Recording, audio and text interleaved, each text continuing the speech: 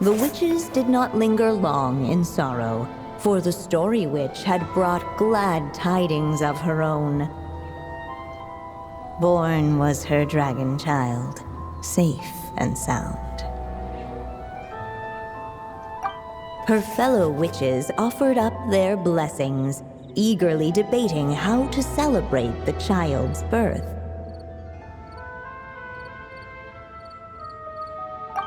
In the end, they settled on the sweetest candy they could find.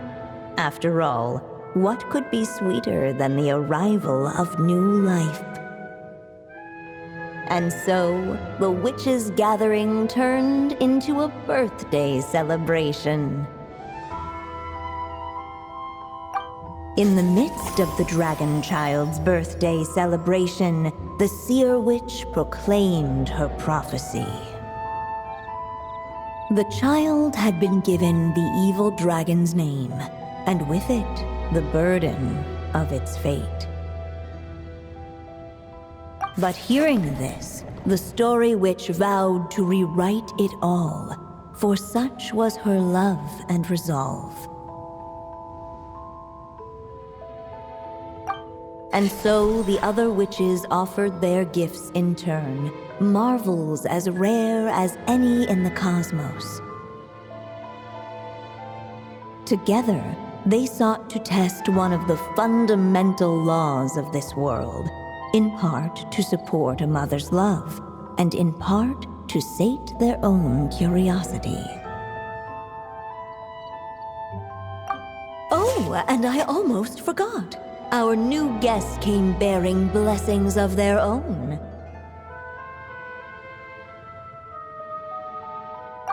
Who knows? Perhaps this extra bit of courage might be all the little dragon needs to change his fate.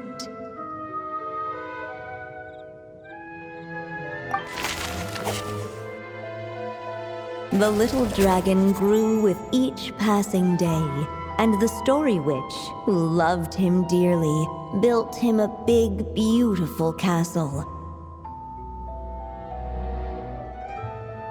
Yet in the end, she herself succumbed to time's merciless march, setting forth on a journey to a place beyond even the stars. All of a sudden, the little dragon found himself alone. He tried leaving the castle to make some new friends. But already he had grown the claws and scales of an evil dragon, just as the prophecy had foretold. Afraid he might hurt someone, the gentle little dragon hid within the castle his mother had built, and came forth no more. Fortunately, a brave band of adventurers heard tell of the little dragon's story. Determined to lift his curse, they fought their way through countless trials.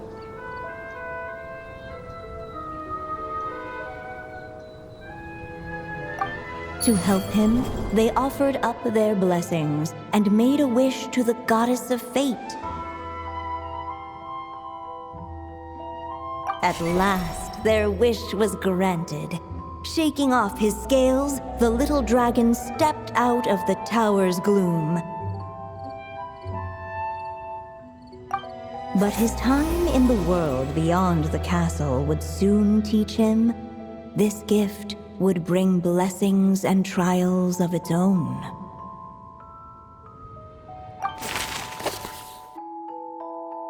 The little dragon became companions with a stray cat with dark blue fur. It was a friendship born of all they had in common. He left his castle at the stray's invitation, setting out to explore the world beyond its walls. There, he grew fond of the outside world, eager to make friends and share the story of his life.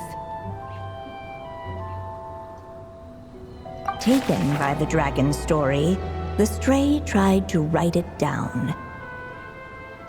But he soon realized that no matter how he tried, it would always warp into the evil dragon's tail.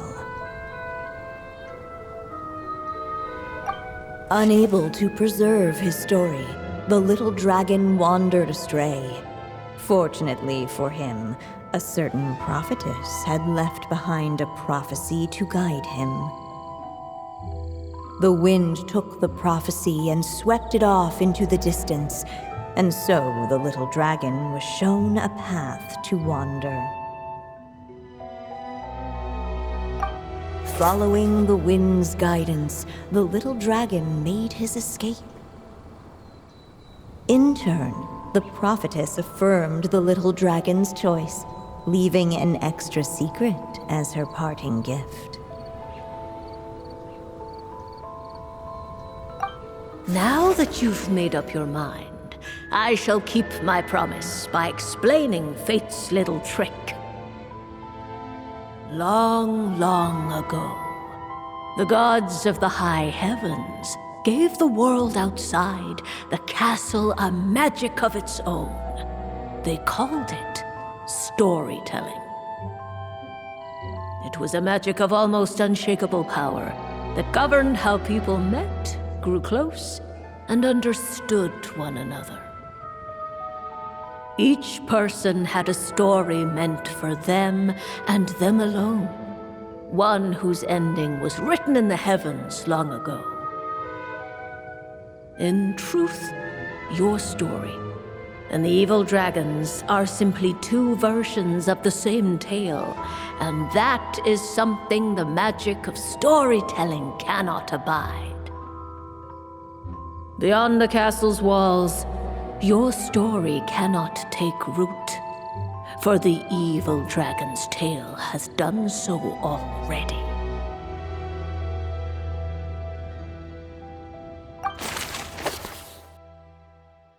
Guided by the breeze, the little dragon arrived at an alchemist's workshop.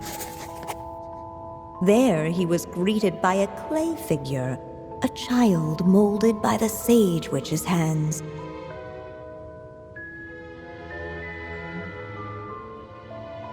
Though gentle in appearance, he had inherited his mother's cold, sharp wisdom. And he was determined to avert the calamity the evil dragon would bring, and so was his helper, none other than the little dragon himself. What the clay figure found was none other than the evil dragon's heart itself. Though the creature had perished long ago, its heart was still there, pulsing away and growing warmer with every beat. And the clay alchemist knew what it meant, that the evil dragon would return one day, just as the prophecy had foretold. Yet, guided by his mother's wisdom, he foresaw another fate. If only the alchemist could bestow this heart upon the little dragon, he might be reborn in the evil dragon's stead. Only then would the evil dragon's heart grow still, and the little one inherit its tale. At last, the little dragon accepted the evil dragon's heart, and a new life came into being. The evil dragon's heart beat in his chest, and the little dragon's soul guided him forward. Thus did the prophecy hold true, even as fate had been rewritten, and so was the little dragon born anew.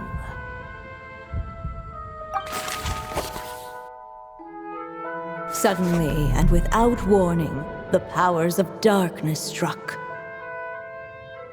The question was, could the little dragon prevail? Alas, it was here that the story witch's tale had to end. But Durin's tale, on the other hand, had only just begun.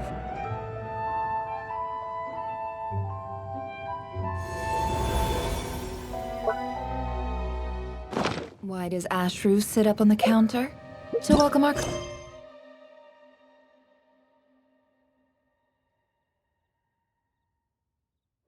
clients, of course.